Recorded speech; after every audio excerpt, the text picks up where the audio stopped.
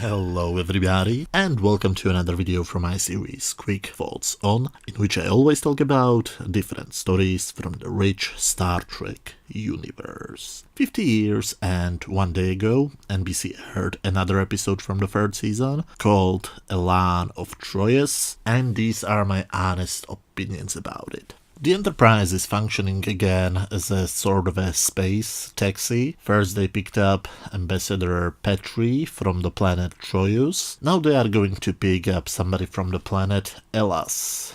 Kirk has no more information, so he asks the ambassador, and I will complain about the looks of the aliens in this episode a lot. Mr. Petri looks like the 1960s Joker ate something bad and now he has some strange stomach problems, and that's why he's green. It looks like something also exploded in his hair. He explains to Kirk, and with that to us, that they are going to pick up Elaan, the dollman from Elas, who is going to marry the leader of Troyius. It is supposed to be not an act of love, but a political act. It is supposed to be a way how to stop a possible war. In the transporter room, the first men who beam in are Elaan's guards, and they give me another reason to complain about the looks. They are dressed up in orange plastic. They literally look like they are dressed up in used Fanta bottles. They kneel down in front and force our heroes to kneel down too, as a sign of respect. Only then the dollman appears. And I can again criticize the look. While her face and her haircut looks like an ancient Egyptian statue mixed with Michael Jackson from his later years, the rest of her looks like... like a cheap hooker. Not that I know how a cheap hooker should look like, in the case that any of my family members are watching this video. So we finally see Elaan, the title character of this episode, and honestly, I don't know if she's the hero or the villain. That's one of my problems with this episode. But more details later. Petri claims that he has to teach her manners before they get to Troyius, so Kirk orders the bridge to go only with impulse speed. However, Elaan creates immediate problems. She doesn't like her quarters, which of course insults Uhura, the original owner of the quarters, so Kirk goes to her and witnesses how horribly she treats Petri. But Kirk also doesn't behave very diplomatic.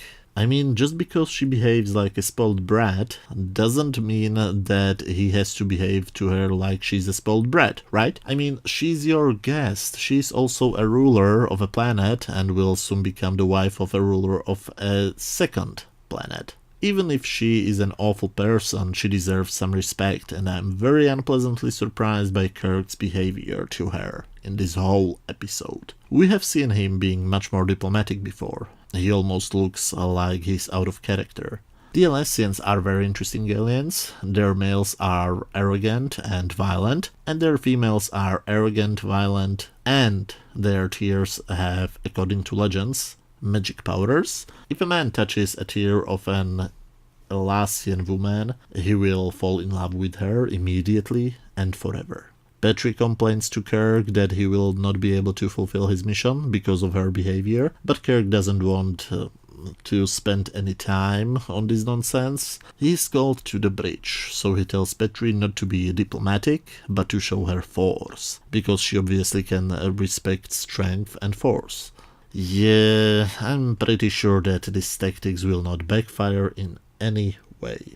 Back on the bridge, Spock reports a strange sensor ghost, which they however soon find out is a Klingon ship. The funny thing is that they immediately think that the crew are Klingons and not Romulans, even though a few weeks ago it was established that Romulans now use Klingon ships, but Kirk is a busy guy in this episode.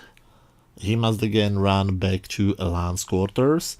Petri's news approach had, a strange ending, and the ambassador Petri ended up in a pool of blood with a knife in his back. So there goes Kirk's strategy of showing her strength.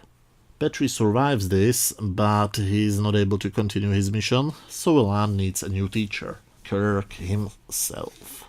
And this is where the confusing part starts. I honestly don't know how should I feel about this part of the plot. Kirk first tries to teach her table manners, but his attempt soon ends up with her slapping him. So how does he react? He slaps her.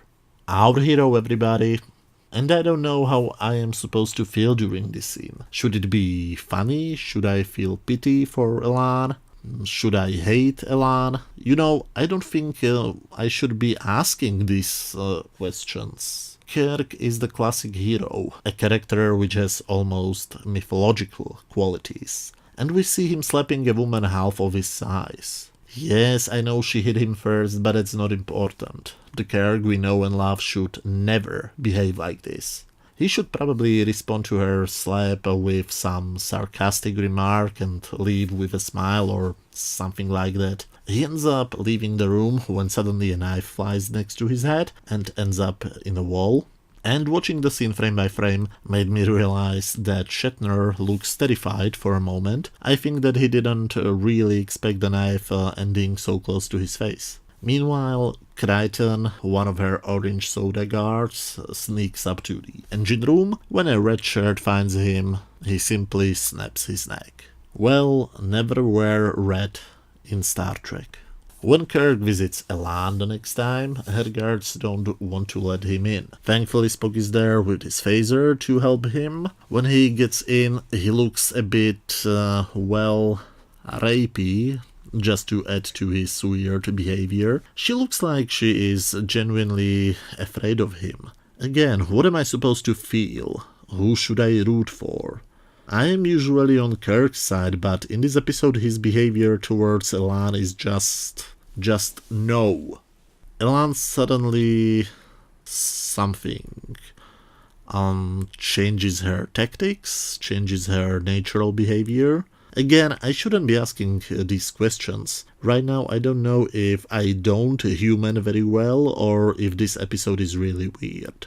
Elaan is in one moment arrogant and violent, and a second later she is standing in front of Kirk crying and asking why nobody likes her. Was her behavior before genuine and now it's just an act? Or was her behavior before an act and now she's genuine? Kirk touches her tears with her fingers because that's a normal thing to do. I would offer her something like a napkin, but that's just me and I'm weird. But at least we see that the myth about the tears is true. Kirk immediately falls in love with her and starts to kiss her. By the way, fun fact, this episode was filmed before Plato's Stepchildren.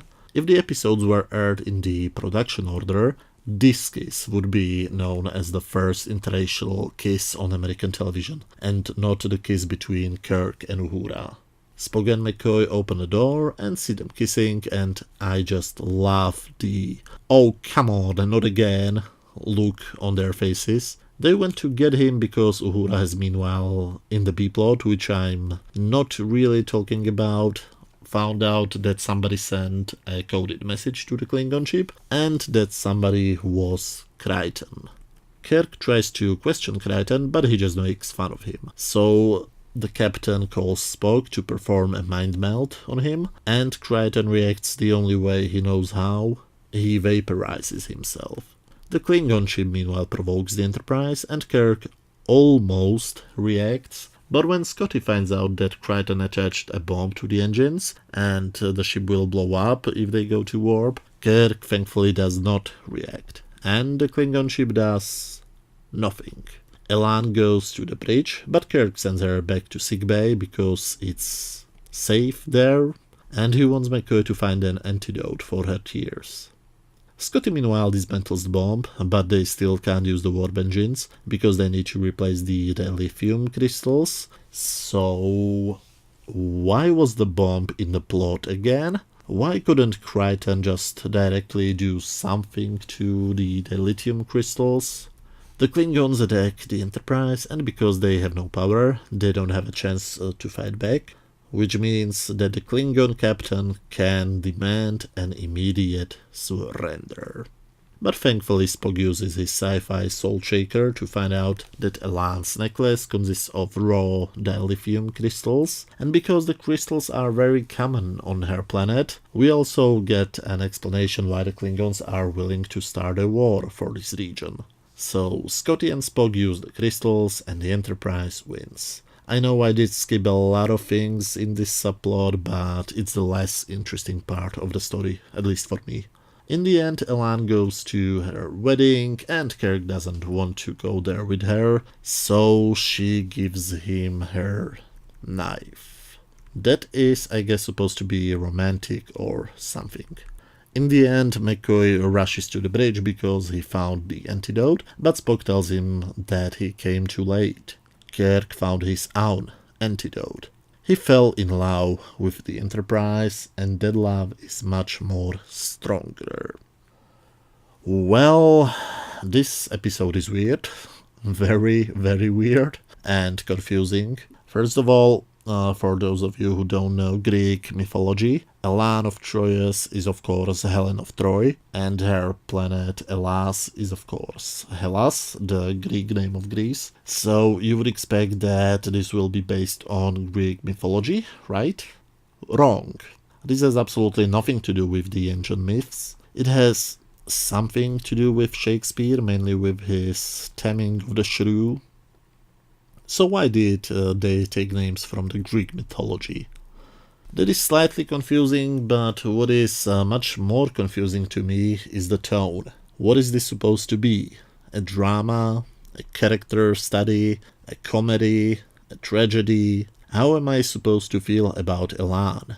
Am I supposed to hate her, at least in the beginning? Or feel sympathies? Or pity? Why are her tears an actual plotline? Why do they need magical tears? I mean, it is absolutely normal for Captain Kirk to fall in love with the female guest star. Why does he need some magical MacGuffin in this one? What is Elaan's real personality? When is she her real self, and when is she putting on a show for the others? And why is Captain Kirk so weird in this episode? He doesn't behave like Captain Kirk at all. First I thought that the director didn't understand what the writer was trying to achieve, but the director was the writer, so I guess he understood him perfectly. And it was actually John Meredith Lucas, the same man who was the showrunner on the second half of the second season, so there is no real excuse to not know the characters, at least in my opinion. But to be perfectly honest, even though I felt confused, I definitely wasn't bored. This episode is pretty entertaining, and the action scenes are very well done too. So, on my usual scale from 0 to 10, where 0 is complete garbage, 5 is just average, and 10 is a masterpiece, I would give this episode 5 out of 10. It's not horrible, it's not great, I think it's somewhere in the middle. But as always, those were just my opinions. What do you think about this episode? Did you love it, hate it, or would you too think it's just average? Let me know what did you think down in the comment section. If you liked this video, hit that thumbs up button, and if you have some free time, feel free to watch any of the other videos you can find on my channel. You should see some links on screen right now. This might be the last quick thoughts on video this year. I have one bigger video in work, but I have absolutely no clue if I will be able to do it still this year, or, you know, because it's Christmas and I have family duties and so on. Next week I will upload more comparison videos from both the original series and the next generation, and then in January I will be back with more, let's call them mini reviews. Thank you very much for watching. Merry Christmas everybody, and see you all very soon. Bye.